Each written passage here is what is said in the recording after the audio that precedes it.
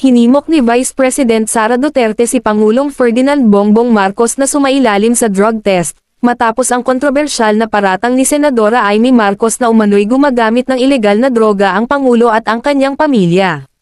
Ayon kay VP Sara, mahalagang patunayan ni Marcos na may sapat na kakayahan pa rin siyang mamuno sa bansa, at ang pagtanggi sa ganitong hamon ay maaaring magdulot ng pagdududa sa publiko at sa kanyang pamumuno.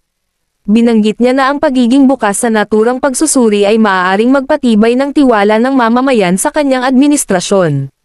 Tumugon naman ang Malacanang na matagal ng negatibo sa droga si Pangulo Marcos at iginiit na hindi niya papatulan ang hamon para sa hair follicle test. Tinawag ng palasyo bilang desperate move ng kanyang kapatid ang paratang, na ayon sa kanila ay may layuning sirain ang imahe ng Pangulo. Iginiit din nila na hindi dapat gawing basehan ang mga paratang sa anumang opisyal na aksyon, at nananatiling malinis at maayos ang record ng Pangulo.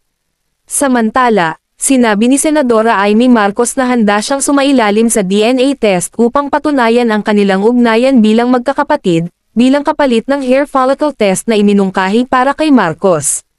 Sa kabila ng kontrobersya, nananatiling malinaw ang posisyon ng Pangulo, hindi siya magpapadala sa hamon ng walang malinaw na basehan, habang ipinapahayag ng palasyo ang pagkadismaya sa paratang ng kanyang sariling kapatid. Para sa mga nag-aakusa, kayo ang maglatag ng ebidensya, patunayan ninyo ang akusasyon ninyo, na drug addict ang Pangulo.